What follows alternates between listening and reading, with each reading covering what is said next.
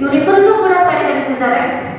ಹಾಗೆ ಇನ್ನೊಬ್ರು ತೀರ್ಥ ಅನ್ನೋರು ಇದ್ದಾರೆ, ಡಾಕ್ಟರ್ ತೀರ್ಥ ಕುಮಾರ್ ಅನ್ನೋರು. ಇವರು ಸಾಯಿಬಣ್ಣ ಅವ್ರಿಗಿಂತಲೂ ಕೂಡ ಮೆರಿಟ್ ಲಿಸ್ಟ್ ನಲ್ಲಿ ಕಡಿಮೆ ಅಂಕಗಳಿದ್ದಾವೆ, ಆದ್ರೆ ಅವ್ರನ್ನು ಕೂಡ ಸೇವೆ ಪರಿಗಣಿಸಿದ್ದಾರೆ. ಸಾಯಿಬಣ್ಣ ಅವರನ್ನ ಕಡೆಗಣಿಸಿದ್ದಾರೆ.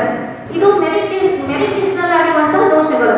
ಕೆಲ ಅಭ್ಯರ್ಥಿಗಳು ಏನ್ ಮಾಡಿದ್ದಾರೆ ಅಂತಂದ್ರೆ ಅವಾರ್ಡ್ ಅಂತ ಲೋಕಲ್ ಕೆಲ ಬೇರೆ ಬೇರೆ ಕ್ಷೇತ್ರಗಳಲ್ಲಿ ಸುಳ್ಳು ನಕಲು ಅವಾರ್ಡ್ಗಳನ್ನ ತಗೊಂಡು ಬಂದ್ಬಿಟ್ಟು ಈ ಪತ್ರಿಕೋದ್ಯಮದ ಅರ್ಹತೆ ಜ್ಯೇಷ್ಠರ ಪತ್ರಿಕೆ ಹೆಚ್ಚಿಸ್ಕೊಂಡ್ಬಿಟ್ಟು ಅಲ್ಲಿ ಅಂಕಗಳನ್ನು ಹೆಚ್ಚು ಮಾಡ್ಕೊಂಡಿದ್ದು ಕೂಡ ಕಾಣಿಸ್ತಿದೆ. ಆದ್ರೆ ಪತ್ರಿಕೋದ್ಯಮ ಮಾಧ್ಯಮ ಕ್ಷೇತ್ರದಲ್ಲಿ ಇವರಿಗೆ ಯಾವುದೇ ರೀತಿಯಿಂದ ಅವಾರ್ಡ್ಗಳು ಸಿಕ್ಕಿಲ್ಲ. ಶಿಕ್ಷಣ ಕ್ಷೇತ್ರದಲ್ಲಿ ಕೂಡ ಇವರಿಗೆ ಯಾವುದೇ ರೀತಿಯಿಂದ ಅವಾರ್ಡ್ಗಳು ಸಿಕ್ಕಿಲ್ಲ, ಮತ್ತೆ ಸರ್ಕಾರದಿಂದ ಅವಾರ್ಡ್ಗಳು ಸಿಕ್ಕಿಲ್ಲ. ಯಾಕೆ ತೀರ್ಥವ್ರು ಹೀಗೆ ಮಾಡಿದ್ರು? ಇದನ್ನ ಕೂಡ ವಿಚಾರಣೆಯನ್ನ ಮಾಡಬೇಕು ವಿಭಾಗ ಸಂಯೋಜಕರು ಮತ್ತೆ ಕುಲಸಚಿವರು. ಒಂದ್ ಕಡೆ ಡಾಕ್ಟರ್ ಅಶೋಕ್ ಅಂತ ಇದ್ದಾರೆ, ಅವ್ರು ಹೇಳ್ತಾರೆ ಮಹಿಳಾ ಅಭ್ಯರ್ಥಿಗಳನ್ನ ತಗೊಳ್ಬಾರ್ದು ಅಂತ ಹೇಳಿ ಕುಲಪತಿಗಳ ಚೇಂಬರ್ ನಲ್ಲಿ ಹೋಗಿ ಕೆಲವು ಸಂಘಟನೆ, DSS ಸಂಘಟನೆ ಮತ್ತೆ ಇನ್ನು ಇನ್ನಿತರ ಸಂಘಟನೆಗಳ ಪ್ರಮುಖರಿಗೆ ಕರ್ಕೊಂಡು ಹೋಗ್ಬಿಟ್ಟು ಅಲ್ಲಿ ದಬ್ಬಾಳಿಕೆ ಮಾಡಿದ್ದು ಕೂಡ ಆಗಿದೆ. ಮಹಿಳಾ ಅಭ್ಯರ್ಥಿಗಳನ್ನ ಆಯ್ಕೆ ಮಾಡಬಾರ್ದು ಅಂತ. ಯಾಕಂದ್ರೆ ಮಹಿಳಾ ಅಭ್ಯರ್ಥಿ ಎಲಿಜಿಬಿಲಿಟಿ ಇತ್ತು, ಆ ಅಭ್ಯರ್ಥಿಯನ್ನ ತಗೊಳ್ಬಾರ್ದು. ನಾವು ಇಲ್ಲಿ ಜಾತಿ ರಾಜಕಾರಣ ಮಾಡ್ತಾ ಇದ್ದಾರೆ, ಮತ್ತೆ ಪಕ್ಷ ರಾಜಕಾರಣ ಮಾಡ್ತಿದ್ದಾರೆ. ಅಶೋಕ್ ಅವರು ಹೇಳ್ತಾರೆ ನಾವು ಪ್ರಿಯಾಂಕಾ ಖರ್ಗೆ ಶಿಷ್ಯ ಇದ್ದೀವಿ, ನಂದೇ ಇಲ್ಲಿ ನಡೆಯುತ್ತೆ ಅಂತ ಹೇಳಿ ಮುಂಚೆನೆ ಮೆರಿಟ್ ಲಿಸ್ಟ್ ಇರುವಂತ ಅಭ್ಯರ್ಥಿಗಳೇ ಬರ್ತಾರೆ ಅನ್ನುವಂತ ಒಂದು ಓವರ್ ಕಾನ್ಫಿಡೆನ್ಸ್ ಅಲ್ಲಿ ಇದ್ರು. ಆಮೇಲೆ ಅದೇ ರೀತಿ ಆದೇಶದ ಬಗ್ಗೆ ಬಂದ್ಮೇಲೆ ಅದು ಸತ್ಯ ಅಂತ ಅವಾಗ ಗೊತ್ತಾಯ್ತು ನಮಗೆ.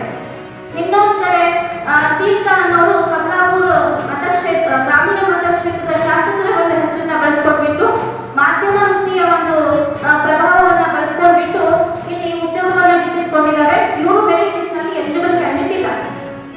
ಯಾಕಂದ್ರೆ ನಾವು ಅವ್ರಿಗೆ ಕೊಟ್ಟಿದ್ದು ನಮ್ಗೆ ದ್ವೇಷ ಇಲ್ಲ, ಆದ್ರೆ ಎಲಿಜಿಬಲ್ ಇದ್ದವ್ರಿಗೆ ಫಸ್ಟ್ ಕೊಡ್ರಿ, ಆಮೇಲೆ ನಿಮ್ಗೆ ಅವರಿಗೂ ಕೊಡ್ಬೇಕಂತಂದ್ರೆ ಇನ್ನೂವರೆಗೂ ಹೆಚ್ಚು ಮಾಡಿ ಕೊಟ್ಟು ಬ್ಯಾಡಂತೆ ಅವ್ರು ಹೇಳ್ತಿದ್ದಾರೆ. ಎರಡೆರಡು ಕಡೆ ಉದ್ಯೋಗ 2026ರಂದು ನಮ್ಮ ಸಂಘದ 11ನೇ ವಾರ್ಷಿಕ ಸರ್ವ ಸದಸ್ಯರ ಸಭೆ ಇಟ್ಟುಕೊಂಡಿದ್ದು, ಆ ಸಭೆಯಲ್ಲಿ 11ನೇ ವಾರ್ಷಿಕ ಸರ್ವ ಸದಸ್ಯರ ಸಭೆಯ ಪುರವಣಿ ಬಿಡುಗಡೆ ಕಾರ್ಯಕ್ರಮ ಮತ್ತು 75 ವರ್ಷ ಮೇಲ್ಪಟ್ಟ ನಿವೃತ್ತ ಪೊಲೀಸ್ ಅಧಿಕಾರಿಗಳಿಗೆ ಸನ್ಮಾನ ಕಾರ್ಯಕ್ರಮ ಹಮ್ಮಿಕೊಂಡಿದ್ದು, ಕಾರ್ಯಕ್ರಮದ ದಿವ್ಯ ಸಾನ್ನಿಧ್ಯವನ್ನು ಪರಮ ಪೂಜ್ಯ ಡಾಕ್ಟರ್ ಗುರುಮೂರ್ತಿ ಶಿವಾಚಾರ್ಯ ಹಿರೇಮಠ ಬಾಳ ವಹಿಸಿಕೊಳ್ಳುವರು. ಅಲ್ಲದೆ ಉದ್ಘಾಟಕರಾಗಿ ಸನ್ಮಾನ್ಯ ಶ್ರೀ ಡಾಕ್ಟರ್ ಶಂಕರ್ ಬಿದ್ರಿ, IPS ನಿವೃತ್ತ DG ಆ್ಯಂಡ್ IGP ಕರ್ನಾಟಕ ರಾಜ್ಯ ಬೆಂಗಳೂರು ಮತ್ತು ಅಧ್ಯಕ್ಷರು, ಅಖಿಲ ಭಾರತ ವೀರಶೈವ ಲಿಂಗಾಯತ ಮಹಾಸಭಾ ಕರ್ನಾಟಕ ರಾಜ್ಯ ಬೆಂಗಳೂರವರು ನೆರವೇರಿಸುವರು. ಅಲ್ಲದೆ ಇನ್ನಿತರ ಕಾರ್ಯಕ್ರಮಗಳ ಬಗ್ಗೆ ಆಮಂತ್ರಣ ಪತ್ರಿಕೆಯಲ್ಲಿ ಸವಿಸ್ತಾರವಾದ ವಿವರ ಇರುವುದು, ಅದನ್ನು ತಮ್ಮೆಲ್ಲರಿಗೂ ಆಮಂತ್ರಣದ ಮೂಲಕ ಆಹ್ವಾನಿಸಲಾಗುವುದು. ಅಲ್ಲದೆ ನಮ್ಮ ಸಂಘ ದಿನಾಂಕ 2/4/2014ರಂದು ನೋಂದಾಯಿಸಿದ್ದು, ಸಂಘದ ಕಾರ್ಯಚಟುವಟಿಕೆ ಕುರಿತು ನಮ್ಮ ಹಳೆಯ DPOದಲ್ಲಿ ಒಂದು ನಿವೇಶನ ಮಂಜೂರು ಮಾಡಿದ್ದು,